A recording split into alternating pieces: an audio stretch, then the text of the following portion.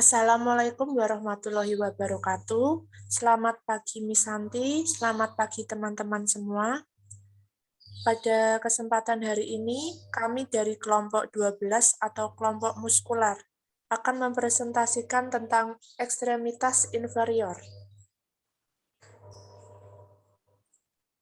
Adapun anggota kelompok, saya Azhara Asri Purnamawati, NIM 610142108, 2 Muhammad Andriansyah, NIM 61014211059, yang izin sedang pertandingan, dan 3 ada Sadam Dwi Wirayuda, NIM 61014211060.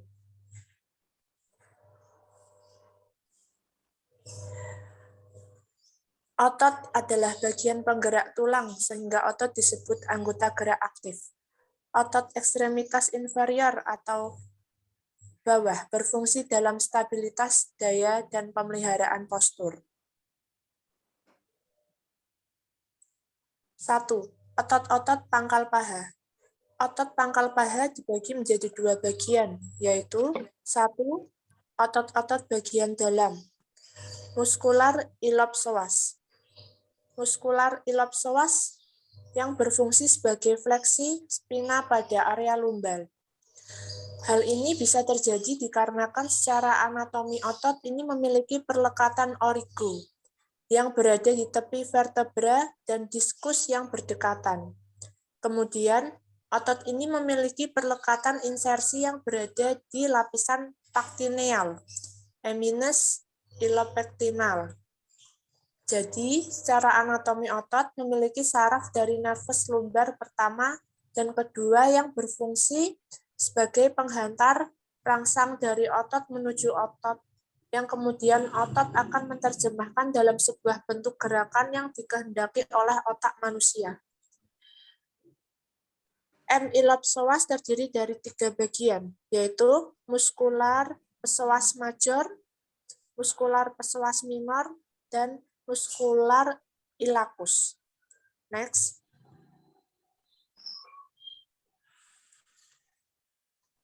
Dua, otot-otot bagian luar. Otot-otot bagian luar terdiri dari muskular gluteus maximus.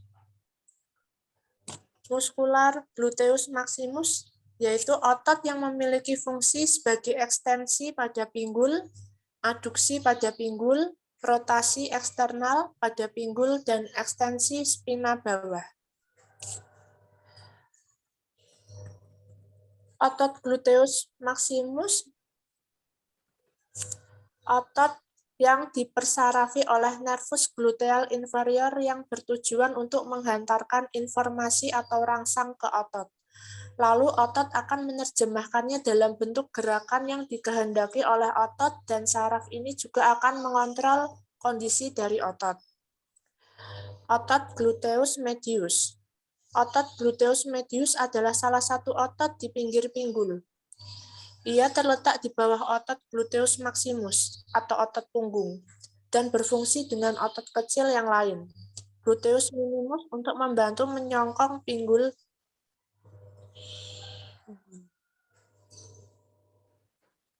Selanjutnya ada otot gluteus minimus.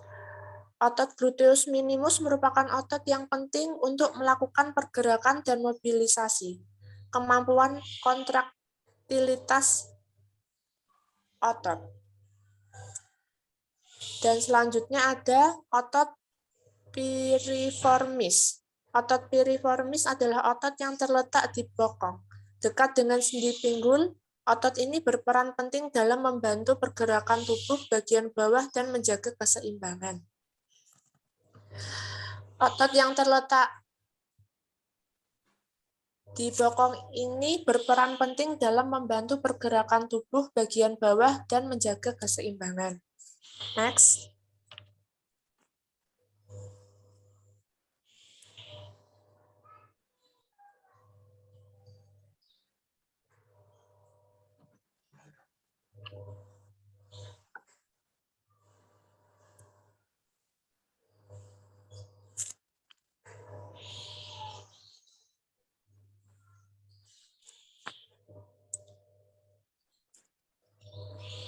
2. Otot-otot tungkai atas. 1. Otot-otot ventral yang terdiri dari otot quadriceps femoris yang terdiri dari otot rectus femoris.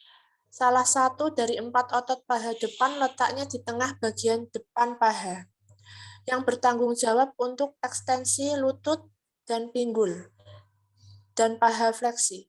Ini adalah otot utama yang dapat melenturkan pinggul.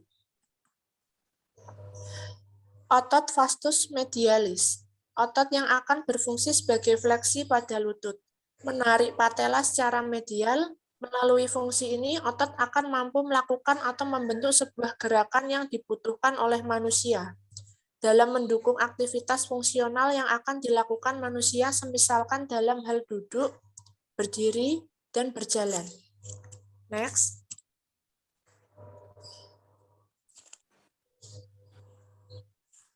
Otot vastus intermedius terletak di profundal bagian anterioros femoris tertutup oleh ketiga kepala lainnya. Otot ini berfungsi sebagai ekstensor persendian lutut dan mengangkat kapsula sendi femoropatellare.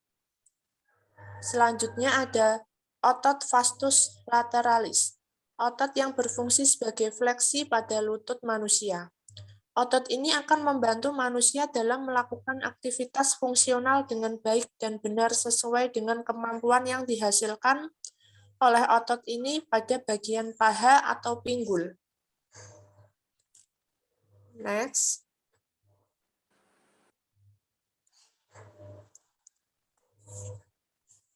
Dua, otot-otot medial yang terdiri dari lapisan dangkal.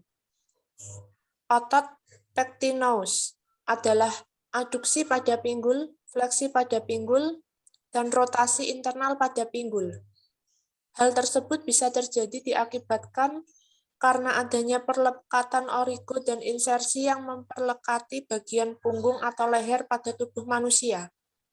Serta hal tersebut juga didukung oleh karena adanya percabangan nervus dan arteri yang akan membantu otot untuk menerima rangsangan dari otak dan menerima suplai darah yang berisikan oksigen dan nutrisi. Selanjutnya ada otot adduktor longus, berfungsi untuk menjaga kestabilan panggul dan merapatkan tungkai atau menggerakkan tungkai ke arah garis tengah tubuh. Selanjutnya ada otot gracilis. Otot ini berfungsi sebagai fleksor persendian paha, aduktor kaki belakang, dan ekstensor persendian lutut. Lanjut.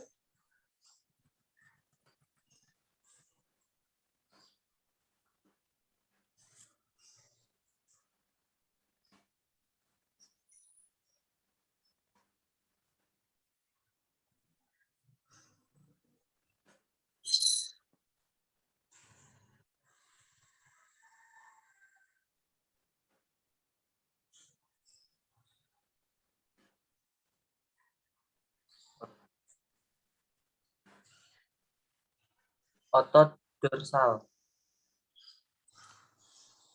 Otot ischioralis.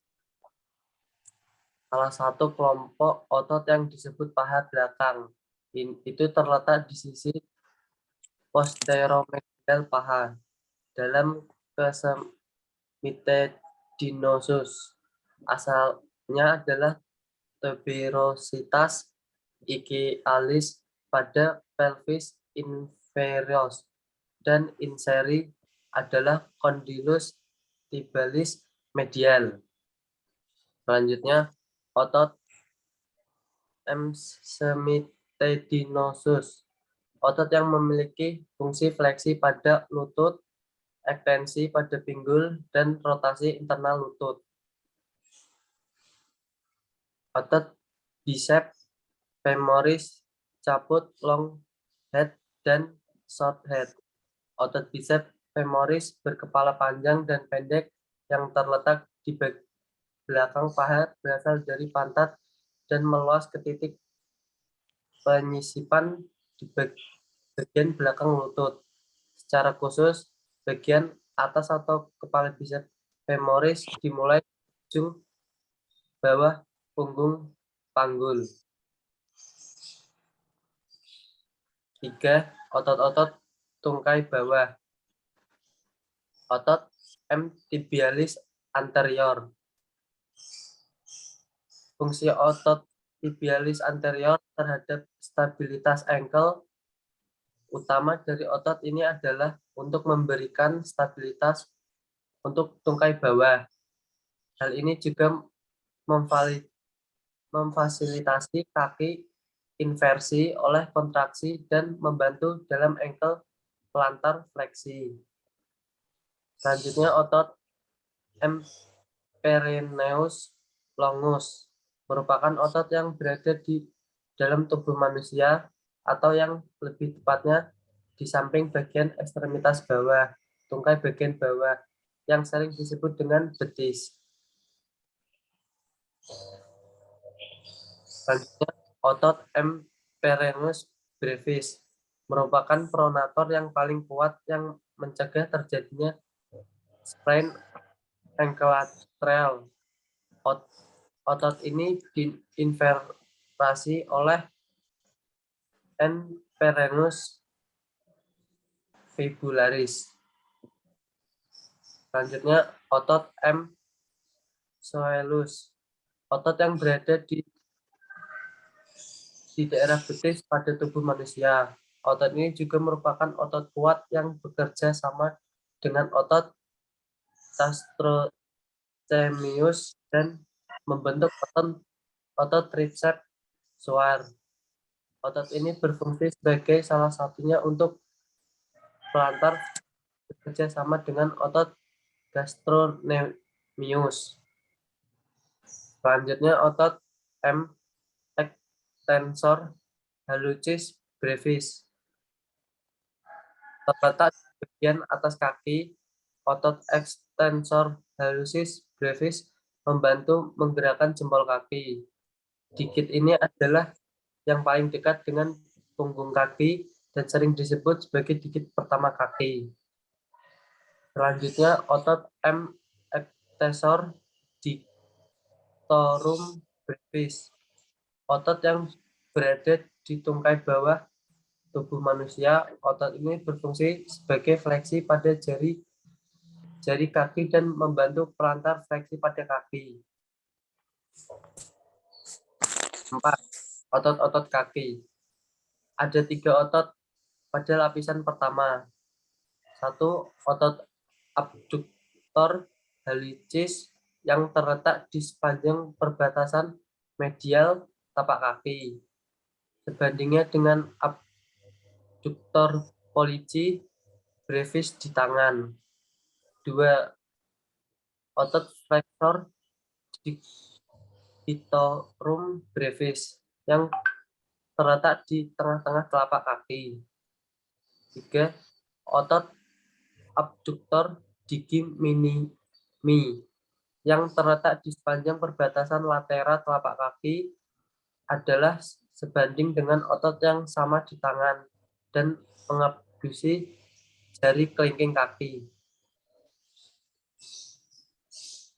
Dan kedua terdiri dari quadratus plantae, yaitu otot terbentuk persegi panjang dan otot lumbicalis. 4. Otot kecil yang mirip dengan otot lumbicalis di tangan. Lapisan ketiga terdiri dari 3 otot. Otot flexor hallucis brevis terletak berdekatan dengan permukaan plantar metatarsal dan sebanding dengan otot yang sama di tangan. Otot abduktor hallucis memiliki ujung mirip dan melintang seperti abduktor pollicis di tangan. Otot flexor digiti minimi brevis terletak dangkal ke metatarsal dari jari kelingking kaki. Lapisan keempat adalah yang terdalam dan terdiri dari 2 kelompok otot. Dorsal interossei adalah 4 otot yang mengabduksi jari kaki 2-4, memendekkan falang proksimal dan memperpanjang falang distal. 2. Plantar interossei mengadduksi dari kaki 3-5, memendekkan falang proksimal dan memanjangkan falang distal. Interosseal kaki serupa dengan yang di tangan.